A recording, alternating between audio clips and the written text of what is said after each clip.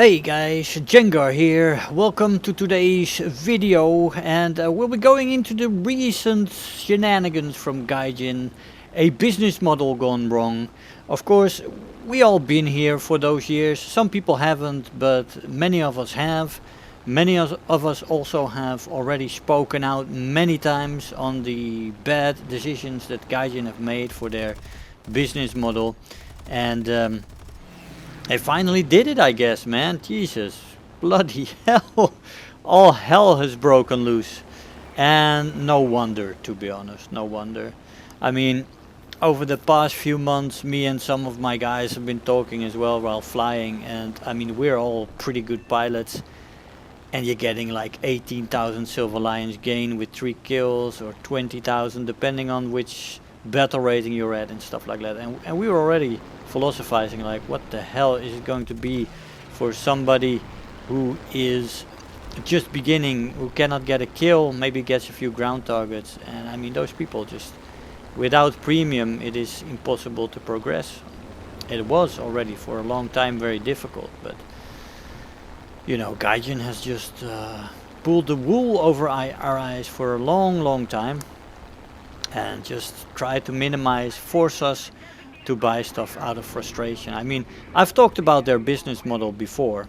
I already talked about the lack of rewards back in the day, I think in 2018, when I did a podcast with the European Canadian.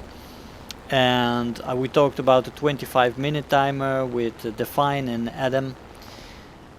And all those kinds of decisions, they have already been bothering us for a long time, for the people in the community, and they've been slowly chipping away at how much you could earn.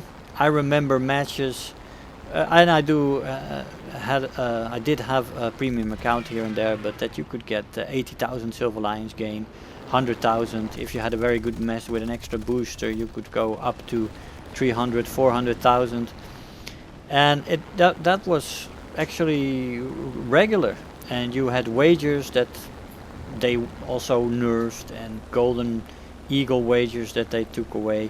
I saw a list the other day on Reddit that somebody posted on my Discord as well, where the whole list was compiled of everything they took away and all the things they did to reduce rewards from us, and it's an insane list. And I've half forgot about some of it, but other things I do remember. But they took away a lot from the reward system. I saw pictures of people posting 1,000 days active login reward, right, for 1,000 days being play the game in a row. And those rewards are like laughable, man. They over the years could have done so much more to give people more rewards, to make people more happy with what they got. I mean, I can imagine you could give away a free premium, a rank 2 or 3 premium plane for getting to 1,000 days login in a row. If you get that reward, it should be something special, right? Because I mean, that is the people that they should want. That is what you want to reward. Play every day. You want an active community, and you want people enjoying the game and progressing, and from joy spend money.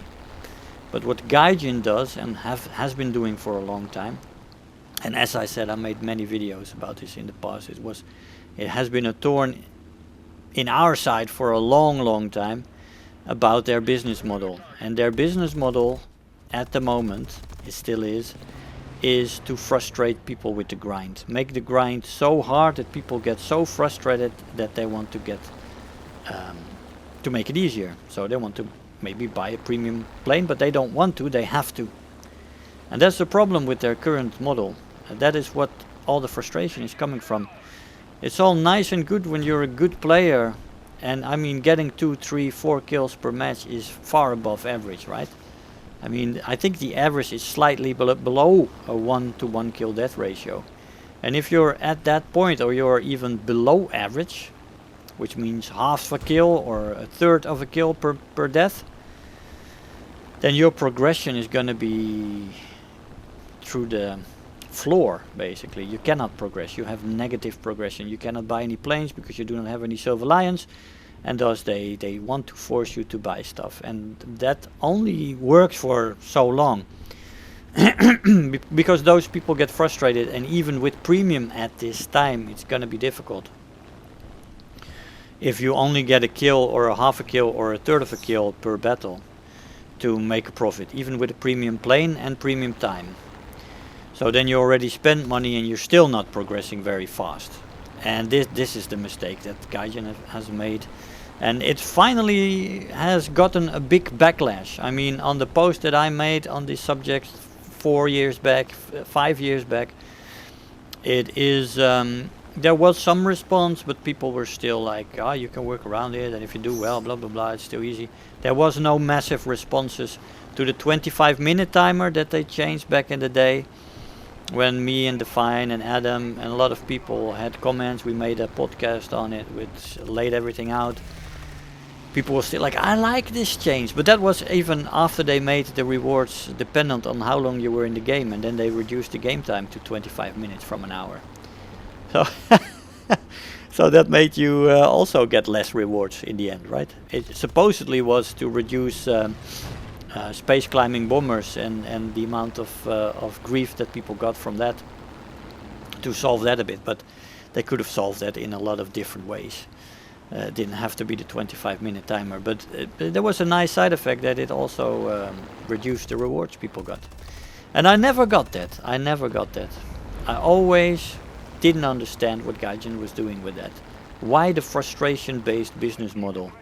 Why not a business model based on retention, giving people rewards and, you know, making people happy while they play, and then when they get interested and invested in the game over the years, they will spend more money on a business model where there is more rewards, more free stuff to get, and more joy to be had than from a frustration-based business model, which they have now, the grind-based, right? Make the grind so difficult that people buy stuff out of frustration. Make the people buy stuff because they want to have a certain plane, because it's unique, because they want to have that plane, because they enjoy a tree so much that they want to spend something. And that's the choice that they haven't made over the years. And I mean, they have been able to make this choice because of the fact that there is no real competition. And some people say, oh, IL2, yeah, but IL2 is sim. It's sim. And the sim niche is small. Not many people play sim.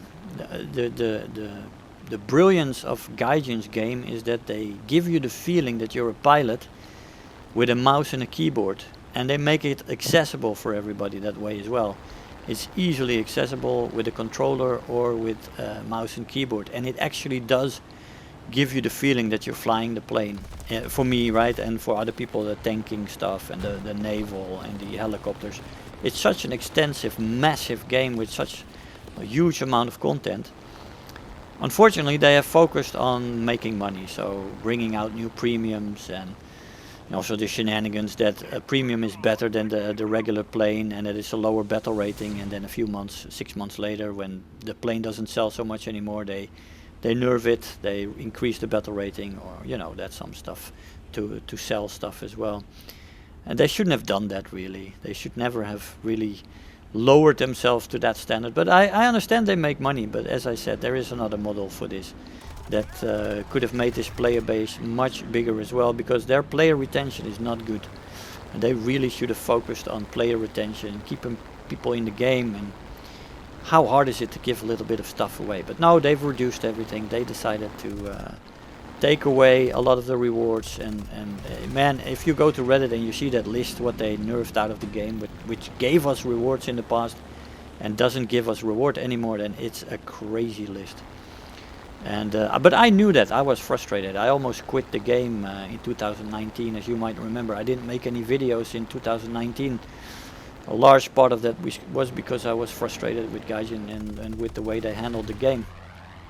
But I did come back in the end, but never as much as I used to play before that, because of this frustration. It just lets people go, man. It lets people leave your game if you frustrate them enough.